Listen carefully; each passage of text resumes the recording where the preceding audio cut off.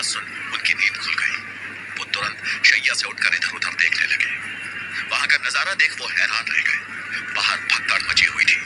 2-3 की संख्या में कुछ आदमी अलग अलग दिशा में भाग रहे थे और गुप्तचर उन्हें निर्देश दे रहा था। हाँ, उस दिशा में देखो। नहीं, उधर नहीं, वो उधर नहीं गए होंगे। वो फिर अपने 2 और आदमियों को आदेश देते हुए बोला, तुम सामने जाओ, अगर वो लोग दिखे तो फौरन पकड़ लाओ, छोड़ूंगा नहीं किसी को। गुप्तचर बहुत गुस्से में लग रहा था। वहीं चाणक्य भी ये देख आश्चर्य में थे कि गुप्तचर अपने आदमियों को किसे ढूंढने भेज रहा था। गुप्तचर के चेहरे को देखकर अंदाजा लगाया जा सकता था कि वो कितना परेशान और गुस्से में है। तभी मुखिया गुप्तचर के पास आया और बोला, पता चला कि वो तीनों आदमी किधर गए हैं। गुप्तचर निराशा भरे स्वर में बोला, नहीं, मैंने चारों तरफ आदमी भेज दिए, जल्दी ही ज्ञात हो जाएगा। मैं छोड़ूंगा नहीं उन लोगों को। वो भागे तो है ही, साथ में हमारे सारे घोड़े भी ले गए। अब हम यात्रा कैसे करेंगे? गुप्तचर चिल्ला चिल्ला कर बोल रहा था, इसलिए चाणक्य ने उसके साथियों के भागने वाली बात सुन ली। अब उन्हें समझ में आया कि वो सैनिक अपने 2 विश्वास पात्रों के साथ धन की तलाश में निकल चुका है। मुखिया के घोड़े ले जाने के पीछे का कारण साफ था। वो नहीं चाहते थे कि घोड़ों की मदद से तुरंत उनका पीछा कर लिया जाए। चाणक्य ये सारा दृश्य देख गंभीर सोच में पड़ गए। उन्हें जिस बात का डर था वही हुआ। इधर मुखिया ने गुस्से में दिल मिलाते हुए गुप्तचर से पूछा, वो भागे क्यों? उन्हें समस्या क्या थी? गुप्तचर बोला, मुझे कैसे ज्ञात होगा? शायद उनके मन में कुछ चल रहा हो। लेकिन फिर अचानक ही उसे चाणक्य का ध्यान आया और वो मन ही मन बोला, वो सैनिक तो चाणक्य के साथ ही बातें करता था। अवश्य ही उसे भगाने में इस ब्राह्मण का हाथ है। तभी उसकी नजर चाणक्य पर पड़ी, जो उन्हें ही देख रहे थे। वो गुस्से में उनकी तरफ आगे बढ़ता हुआ बोला, मुझे तो लगता है कि सब इसी ब्राह्मण का किया हुआ है। इसने उन तीनों को अपने ज्ञान के मोह में बांध लिया होगा। मैंने उनमें से एक को कई बार इसके साथ बात करते देखा है। इस ब्राह्मण को अवश्य ज्ञात होगा कि वो कहाँ गए हैं और क्यों गए हैं। ये सुन मुखिया का गुस्सा और भी बढ़ गया। उसने तलवार निकाल ली और गुप्तचर के साथ साथ चाणक्य की तरफ बढ़ा। चाणक्य के पास पहुंच उसने अपनी तलवार उनकी गर्दन पे लगा दी। एक और जहां गांधार में चाणक्य के सर पे तलवार लटकी हुई थी, वहीं दूसरी तरफ उत्तान नगर के शिविर में सुकन्या अपनी सहेली को बचाने के हर संभव प्रयास में लगी हुई थी। सुकन्या की सहेली ने शिविर में लेटे हुए ही देखा कि उसके सामने एक ही सैनिक खड़ी है। उसने मन ही मन कहा, यही सही मौका है इस सैनिक के हाथ से तलवार छीनने का। तलवार छीनने के पीछे आज उसकी मंशा कुछ और ही थी। उसने देखा कि वहां पास खड़ी सैनिक का ध्यान बाहर की तरफ फैली आग पर है। आग के चलते धुआं उस शिविर के अंदर भी प्रवेश कर रहा था। सैनिक का ध्यान भटका हुआ देख सुकन्या की सहेली ने मौके का फायदा उठाकर अपनी पूरी हिम्मत से उस सैनिक पर झपट्टा मारा। वो सैनिक अचानक हुए हमले से संभल नहीं पाई और जमीन पर गिर गई, लेकिन अपने हाथ से उसने तलवार नहीं छोड़ी। अब सुकन्या की सहेली और उस सैनिक में छीना झपटी शुरू हो गई। वो बार बार उसकी तलवार की तरफ लपक रही थी। वहीं वो सैनिक उस तलवार को उसकी पहुंच से दूर करती जा रही थी। सुकन्या की सहेली पहले से ही घायल थी और वो सैनिक इसका फायदा उठा रह रहकर अपने हाथ से उसके जख्म वाले हिस्से पर ही चोट कर रही थी। सुकन्या की सहेली का शरीर जवाब देने लगा था। उसमें अब और हिम्मत नहीं बची थी उस सैनिक से लड़ने की। वो सैनिक अब उस पर भारी पड़ने लगी थी। अगले ही पल वो सैनिक उसके पेट पर सवार हो गई। उसने तलवार के पिछले हिस्से से सुकन्या की सहेली के सर पर वार करना चाहा, लेकिन उससे पहले ही एक कटार तेजी से आकर उसकी पीठ पर उस सैनिक के मुंह से आह भरी चीख निकल गई। उसने पलटकर अपने हमलावर की तरफ देखा तो वहां सुकन्या को खड़ी देख चौंकती हुई बोली, अच्छा, तो तुम इसकी साथी, अब तो तुम भी नहीं बचने वाली। सुकन्या उसकी तरफ देखती हुई बोली, पहले खड़ी तो हो जाओ। उसने उठने की कोशिश की लेकिन उठ नहीं पाई।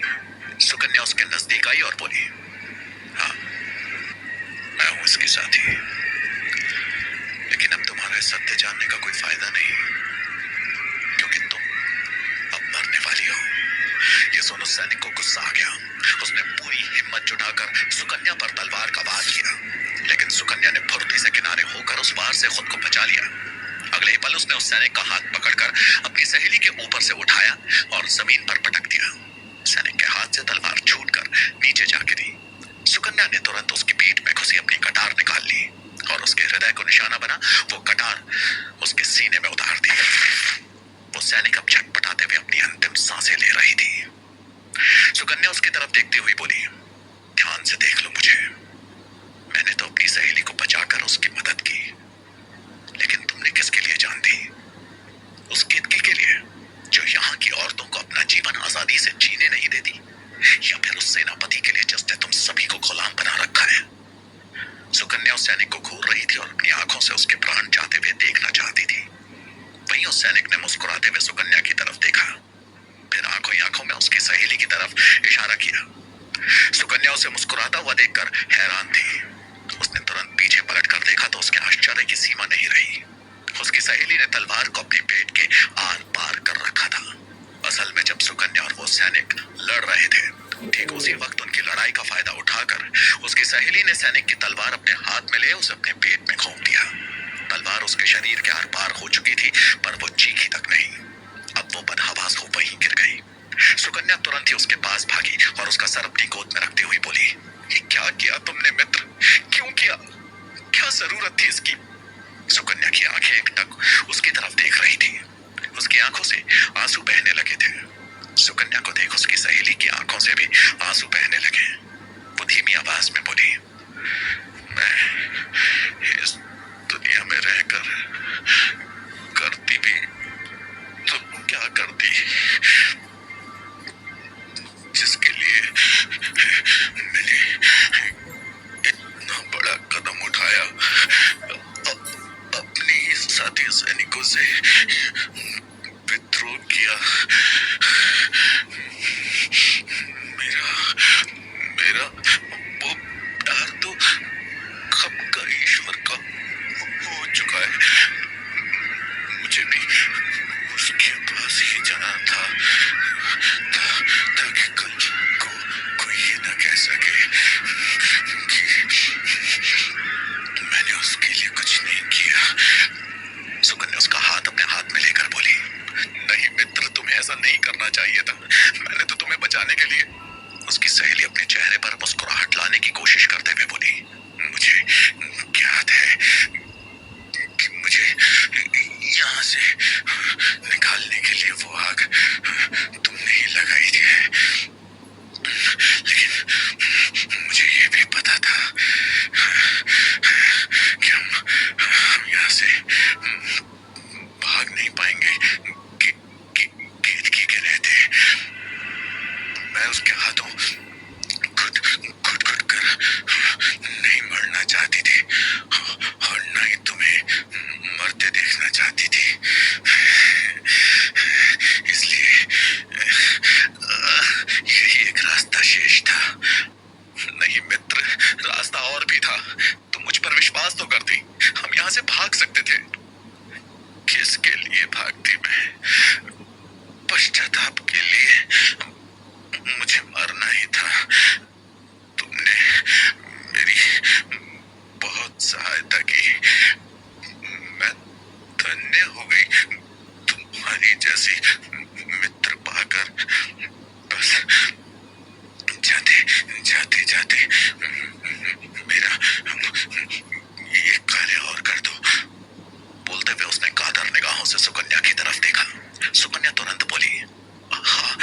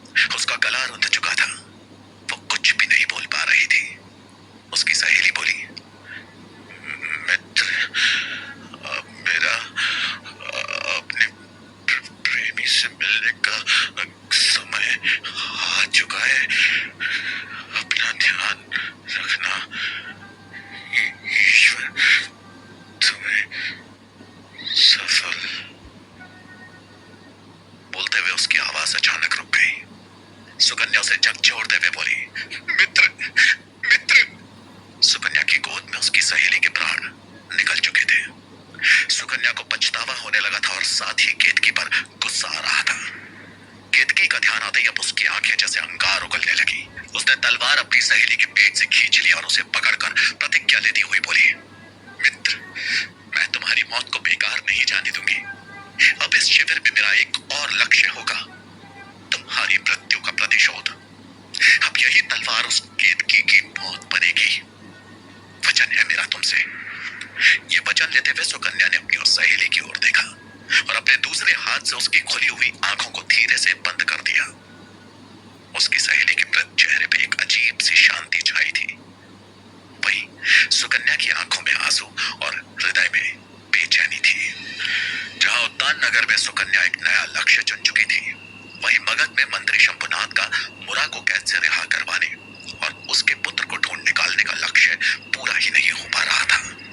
वो बेचैनी से अपने कक्ष में इधर उधर टहल रहे थे। उनके चेहरे पर परेशानी साफ साफ दिखाई पड़ रही थी।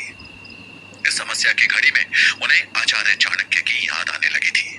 वे मन ही मन सोचते हुए बोले, चाणक्य, काश आप यहाँ होते तो मुझे परेशान होने की जरूरत नहीं होती। इस समस्या का समाधान पहले ही निकल चुका होता, लेकिन मैं मजबूर हूं। आपके ऊपर भी तो बड़ी जिम्मेदारी है मगध के भविष्य को तैयार करने की। आपको इस परेशानी में घसीटना नहीं चाहता।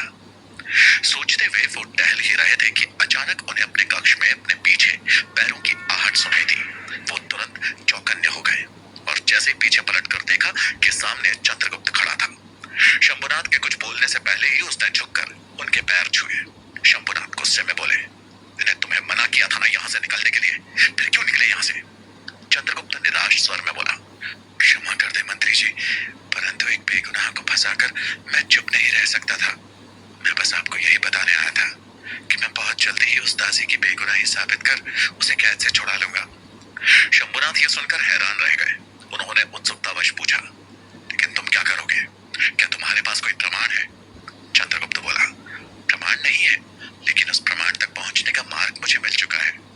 चंद्रगुप्त ने रत्न जड़े ताबीज से जुड़ी सारी बात उन्हें विस्तार पूर्वक बता दी और फिर बोला, मैं रामदास से वही ताबीज वापस लेने जा रहा हूँ। उसकी बात सुनकर शंभुनाथ मना करते हुए बोले, नहीं, तुम नहीं जाओगे। मैं अपने गुप्तचर श्वेतबाहु को वहां भेजता हूँ, वो बस अभी आता ही होगा। तभी दरवाजे पर किसी के आने की दस्तक हुई। शंभुनाथ बोले, लगता है वो आ गया। इतना बोल वो द्वार खोलने गए। द्वार खोलकर उन्होंने देखा तो वहां श्वेतबाहु ही खड़ा था। शंभुनाथ उसे तुरंत अंदर लेकर आए, पर जब वापस कक्ष में पहुंचे तो चंद्रगुप्त वहां से गायब हो चुका था। उन्होंने सर पर हाथ रख लिया और बड़बड़ाते हुए बोले, ईश्वर इसकी रक्षा करे। श्वेतबाहु उनकी बात सुन आश्चर्य से बोला, किसकी रक्षा की बात कर रहे हैं आप मंत्री जी? शंभुनाथ बोले, वही बालक चंद्रगुप्त। शंभुनाथ ने चंद्रगुप्त के वहां आने और उसके द्वारा दी गई सूचना सब श्वेतबाहु को बता दी और आगे बोले, उसमें कुछ बात तो अवश्य है श्वेतबाहु, उसमें साहस और सोच दोनों का सामंजस्य है और वो लंबी दौड़ का घोड़ा साबित हो सकता है। काश मैं उसे चाणक्य से मिला पाता तो वो खुश हो जाते। शंभुनाथ चाणक्य को याद तो कर रहे थे, लेकिन इस बात से अनजान थे कि ठीक उसी समय चाणक्य के प्राण भी संकट में थे। मुखिया की तलवार आचार्य चाणक्य की गर्दन पर थी। वो गुस्से में बोला, मैं जो भी पूछूं उसका सही सही उत्तर देना, वरना अपनी जान से हाथ धो बैठोगे। मुखिया की आंखों में खून तैर रहा था, लेकिन चाणक्य उसके सामने निर्भीक होकर खड़े थे। चाणक्य बोले, अगर तुम मुखिया हो तो सत्य जानने से पहले ये नहीं जानना चाहोगे कि यह स्थिति आई कैसे और उन्होंने अचानक आपके विरुद्ध विद्रोह क्यों कर दिया? मुखिया कड़क आवाज में बोला, मुझे स्थिति का सत्य नहीं, उनके भागने का सत्य जानना है। सत्य बताओ कि तुम्हारी उनके साथ क्या बातचीत हुई थी? हमारे साथी भागे क्यों? चाणक्य कुछ सोचते हुए मन ही मन बोले, तुम्हारे साथी ने तुम्हें अपनी जल्दबाजी और लालच दिखाकर अपनी मृत्यु को बुला लिया है, पर मैं ऐसा नहीं होने दे सकता। उनको इस तरह चुप देखकर गुप्तचर बोला, आप देख क्या रहे हैं मुखिया जी, इसका सर काट डालिए, बाकी उन्हें तो हम ढूंढ निकालेंगे। मुखिया ने गुप्तचर को हाथ के इशारे से रोक चाणक्य से कहा, बताओ सत्य क्या है? चाणक्य मुखिया से बोले। ठीक है, परंतु बचंदों की सत्य जानने के बाद ना उसे और ना ही उसके साथियों को मारोगे और मुझे आजाद कर दोगे। ये सुन गुप्तचर ने अपनी तलवार निकालते हुए कहा, इसे अभी मार डालते हैं मुखिया, ये अवश्य ही कोई नया षड्यंत्र रच रहा है। मुखिया ने उसे मारने से रोक दिया और बोला, ठीक है, वचन दिया, अब सत्य बताओ। उसके बाद चाणक्य ने उन्हें सारा सत्य बताते हुए धन का पता बता दिया। धन का पता सुनते ही सबकी आंखों में चमक दौड़ गई। धन की बातें सुनकर तो मुखिया की आंखें बड़ी बड़ी हो गई। वो मन ही मन खुश होता हुआ बोला, ये सत्य बताकर तो इस ब्राह्मण ने इसे ना मारने के मेरे फैसले को सही साबित कर दिया। बस अब एक बार धन मिल जाने दो तो सबसे पहले उन भगौड़ों को अपने हाथों से मार डालूंगा और फिर इस ब्राह्मण को महाराज आंबी को सौंप दूंगा। बदले में वो भी मुझे पुरस्कार अवश्य देंगे। मैं तो दोगुना धन पाकर माल हो जाऊंगा। माला माल होने की कल्पना करते ही मुखिया का चेहरा खुशी से झूम उठा। उसने अपने आदमियों को आवाज लगाते हुए कहा, सभी निकलने की तैयारी करो। इधर गुप्तचर अपनी तिरछी नजर मुखिया और चाणक्य पर बनाए हुए था और अंदर ही अंदर काफी क्रोधित था। उसने कहा, अब लगता है मुखिया और ब्राह्मण दोनों का ही उपचार कर रहा होगा। लेकिन इन सबसे हटकर इस गंभीर स्थिति में भी चाणक्य उन सभी के भाव देख मुस्कुरा रहे थे, मानो उन्होंने अपना दाव चल दिया था। वो मन ही मन बोले, इन सभी की उत्सुकता और लालच ही इनके विनाश का कारण बनेगी। सिर्फ खुद के बारे में सोचने की इनकी ये आदत इन्हें आपस में लड़वाएगी और मेरे मगध जाने का मार्ग प्रशस्त करेगी। चंद्रगुप्त, बस कुछ दिन और, मैं समस्या का निवारण कर जल्दी ही तुमसे मिलने मगध आऊंगा। आचार्य चाणक्य द्वारा चले गए इस दाव का क्या परिणाम